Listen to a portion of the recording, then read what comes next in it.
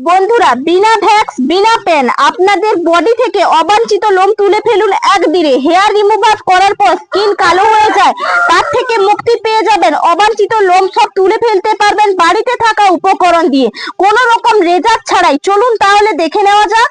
নমস্কার বন্ধুরা, নতুন একটা পর্বে আপনাদের সবাইকে স্বাগত। আজকে খুবই উপকারী একটা রেমেডি শেয়ার করব। বিনা ভ্যাক্স বিনা রেজার বিনা পেন আপনারা কিন্তু করে নিতে পারবেন, একদম অবাঞ্ছিত লোমগুলো তুলে ফেলতে পারবেন। আপনাদের মুখের মধ্যে বা থুতুনিতে বা দেখবেন এই জুলপির সাইডে এবং হাতে পায়ে বগলের মধ্যে আপনারা কিন্তু অবাঞ্ছিত লোমগুলো তুলে একবারে পরিষ্কার করে ফেলবেন। এই ক্ষেত্রে অনেকটা কার্যকারী হবে এবং আপনাদের স্কিনটা কালচে ভাব আসবে না। অনেকের কি হয়, লেজার করতে যান বা ভ্যাকসিন করান বা নানান রকম কেমিক্যাল যুক্ত মলম এনে ব্যবহার করুন, তখন কি হয়, ইনফেকশন হয়ে যায়, মুখের মধ্যে অ্যালার্জি হয়ে যায়, মুখ ফুলে যায়। কিন্তু সেটা না করে আপনারা যদি বাড়িতে থাকা উপকরণ দিয়ে বানিয়ে তৈরি করে ব্যবহার করতে পারেন, আমার মনে হয় যে ভালো হবে।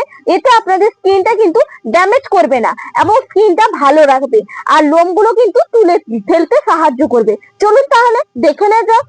দেখুন, এখানে একটা গোটা আলু নিয়েছি। আজকে এই আলু দিয়েই কিন্তু বাজিমাত করব। এই আলুর সাহায্যেই কিন্তু লোমগুলো অবাঞ্ছিত লোম তুলে ফেলতে পারবো।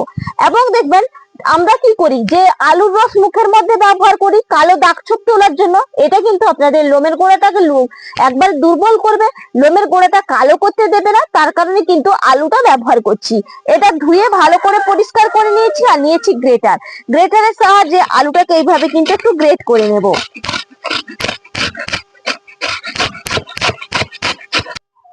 দেখুন, গ্রেটারের সাহায্যে সুন্দর করে গ্রেট করে নিয়েছি।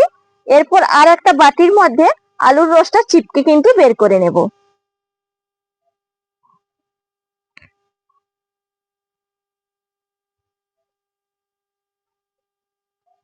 দেখুন, আলুর রসটা তো পুরো বের করে নিয়েছি।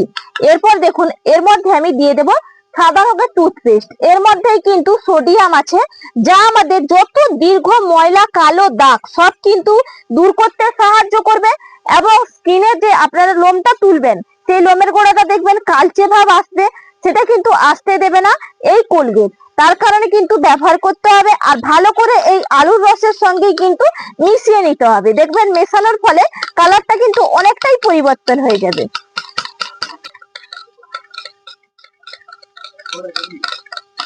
দেখুন, সুন্দর করে কিন্তু কোলগেটটা মিশিয়ে নিয়েছি, আর দেখুন কালারটা কিভাবে পরিবর্তন হয়েছে। এরপরের উপকরণ হচ্ছে ভেসলিন।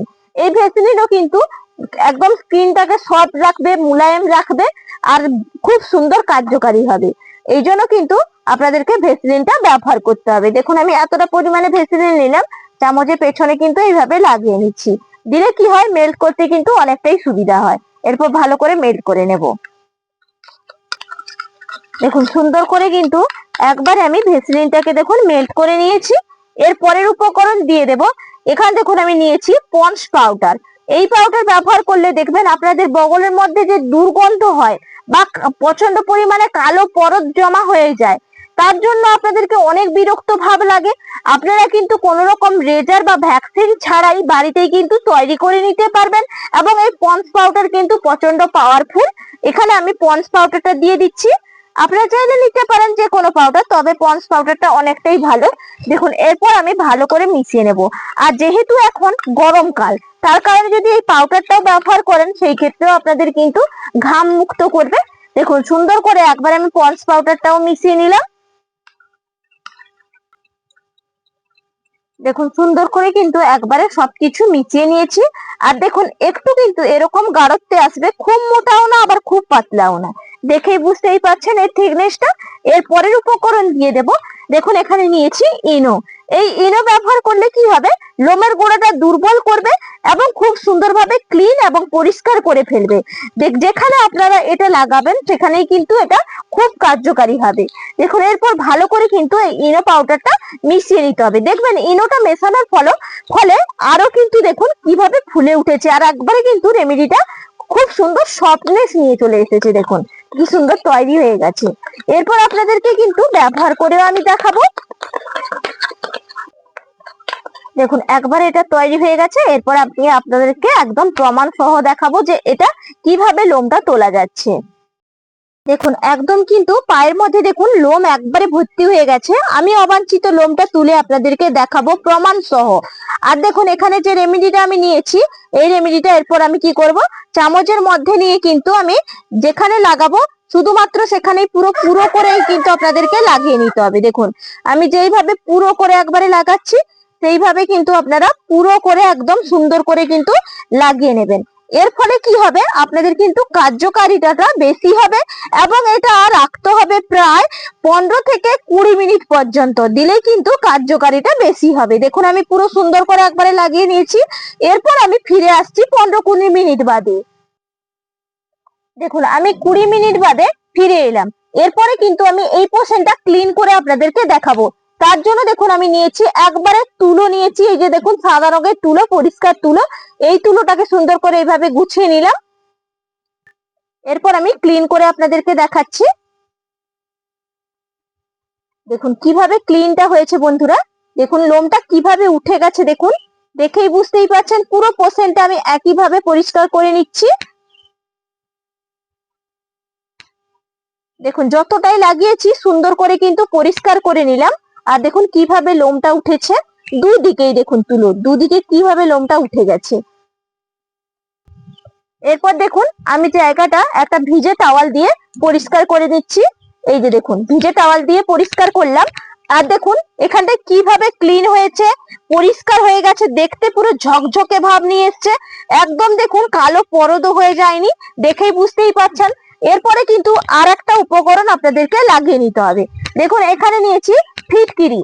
ফিটকিরির মধ্যে কিন্তু অল্প একটু আমি জল দিয়ে দিলাম, দিয়ে এই পোর্শনটাই কিন্তু আপনাদেরকে ঘষে নিতে হবে। এর ফলে কি হবে, যে লোমটা তুললাম আর কোন রকম কিন্তু ইনফেকশন হবে না এবং কালো স্পট হবে না। তার কারণে কিন্তু আপনাদেরকে এই ফিটকিরিটা দিয়ে দিতে হবে।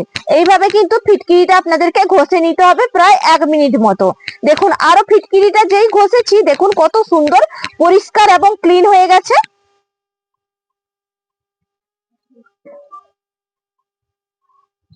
এরপর কিন্তু আবারও টাওয়াল দিয়ে জায়গাটা পরিষ্কার করে নিতে হবে। ফিটকিরি যেহেতু দিয়েছি দেখুন কিভাবে ক্লিন হয়েছে জায়গাটা, দেখুন দেখেই বুঝতেই পারছেন। এরপর কি করব, আমি কিন্তু এর মধ্যে একটু অল্প সর্ষের তেল 2 ফোঁটা মতো দিয়ে দেবো, দিয়ে ভালো করে কিন্তু জায়গাটা পরিষ্কার করে একবারে মালিশ করে নিতে হবে। দেখুন কিভাবে উজ্জ্বল এবং ঝকঝকে ভাবটা নিয়ে এসছে। এইভাবে যদি আপনারা পুরো পা বা ফুল বডিতে ব্যবহার করেন দেখতেও ভালো লাগবে এবং ক্লিনজারের কাজ করবে, পরিষ্কার করবে, কালো পরদও হবে না। দেখুন কি সুন্দর ক্লিন হয়েছে, দেখেই আপনারা বুঝতেই পারছেন নিশ্চয়ই। আশা করি প্রত্যেকের ভালো লাগবে আজকের ভিডিওটা। বন্ধুদের কাছে যদি অনেকটা হেল্পফুল মনে হয় ভিডিওটা, তাহলে কিন্তু চ্যানেলটা সাবস্ক্রাইব করে লাইক করে পাশে থাকবেন। ফেসবুক থেকে দেখে থাকলে ফেসবুক পেজটাও ফলো করে পাশে থাকবেন। আশা করি আজকের ভিডিওটা অনেকের হেল্পফুল মনে হয়েছে। তাহলে এরকম ভিডিও যদি আপনারা আরো পেতে চান আমাকে অবশ্যই কমেন্ট করে জানাবেন। আমাকে কিন্তু অনেকেই বাংলাদেশ থেকে কমেন্ট করে জানিয়েছেন এবং আপনাদেরকে আমার মন থেকে এবং আন্তরিকভাবে অনেক অনেক শুভেচ্ছা আমার পাশে থাকার জন্য, আমার ভিডিও দেখার জন্য। তাহলে আজকের মতো এখানেই টাটা, বাই বাই, নমস্কার।